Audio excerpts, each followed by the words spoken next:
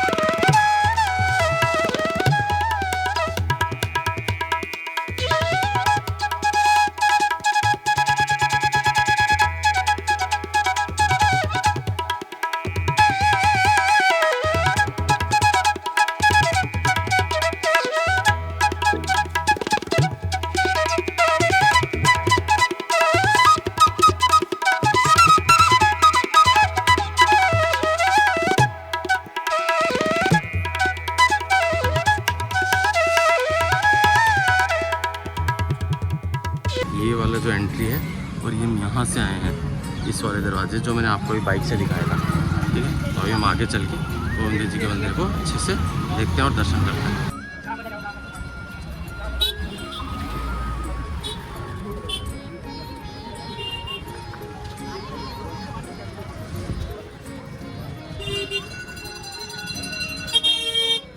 ये यहाँ पे मार्केट है।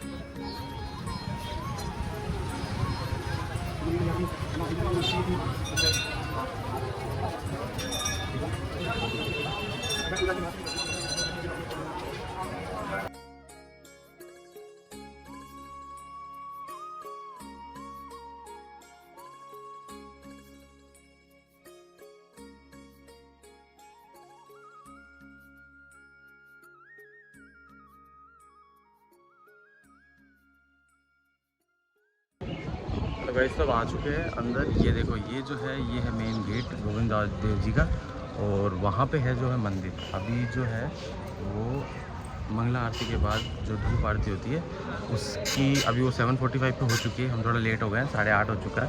तो अभी हम जाके दर्शन कर लेते हैं, आपको भी दर्शन करा देते हैं। ये देखो अगर आप बुजुर्ग वगैरह कोई आ रहा हो तो यहाँ पे ई रिक्शा की सुविधा भी है, तो आप आराम से दर्शन करने आ सकते हैं।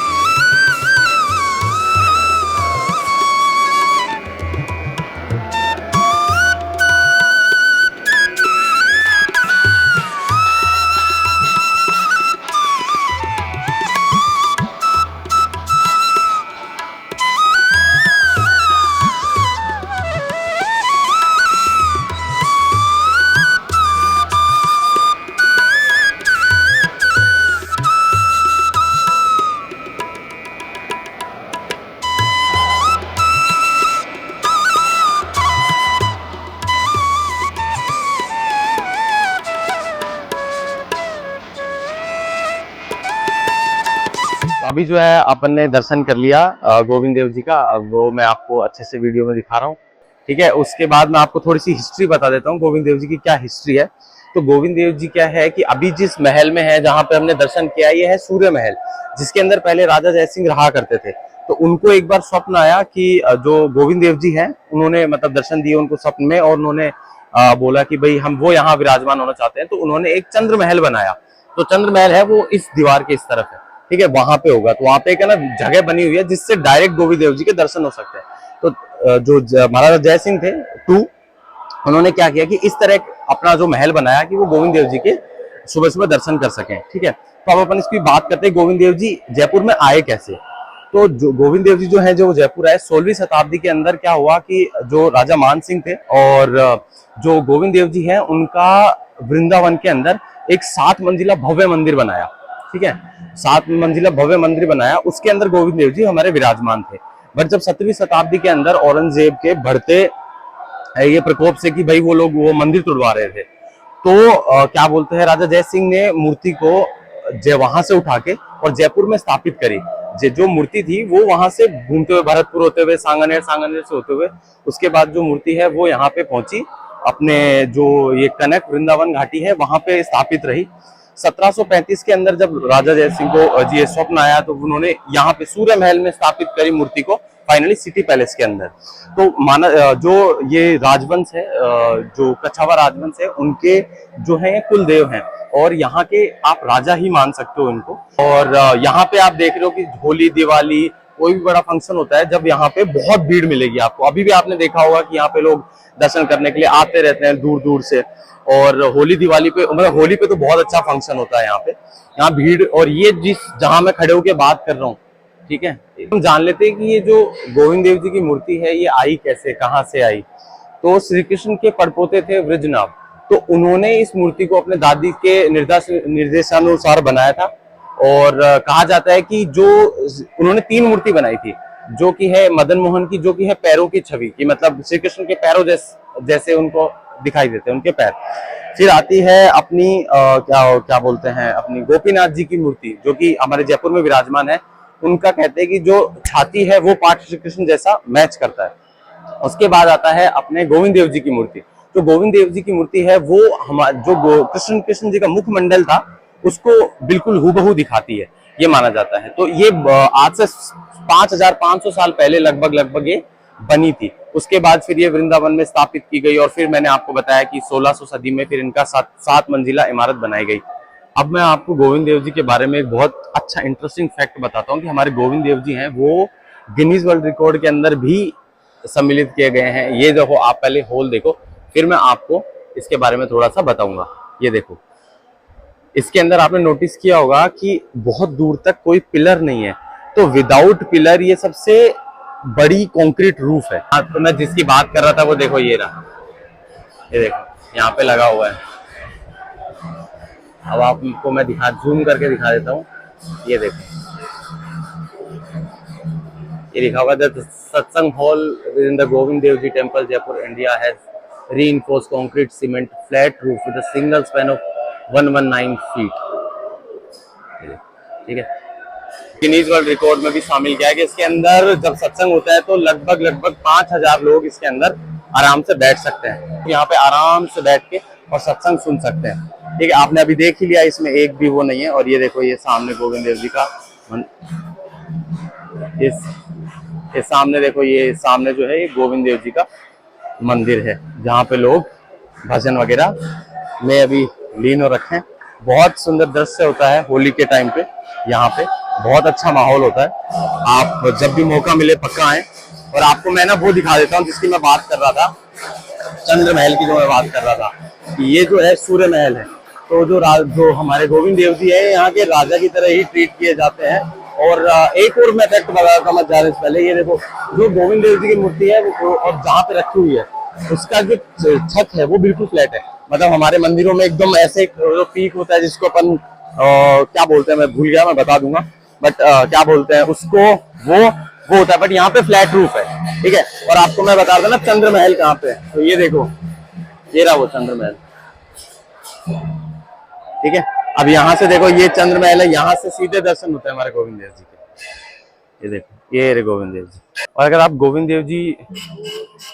गोविंद देव जी प्लान कर रहे हैं विजिट करने का, तो आप है ना क्या बोलते हैं, यहाँ पे हर टाइम पट नहीं खुले रहते हैं। यहाँ पे टाइमिंग्स होती है पट खुलने की। यहाँ पे अलग अलग दर्शन होते हैं, जैसे मंगला आरती होती है, झांकी होती है, अपने धूप पूजा होती है, भोजन होता है। तो ऐसे करके टोटल 7 बार पूजा होती है यहाँ पे। तो अगर आपको आना है यहाँ पे, तो आप है ना क्या कर सकते हो, या तो आप गूगल पे सर्च करके आ सकते हो, वरना गोविंद देव जी की खुद की एक वेबसाइट है जिसमें लाइव दर्शन भी ऐड किया गया है।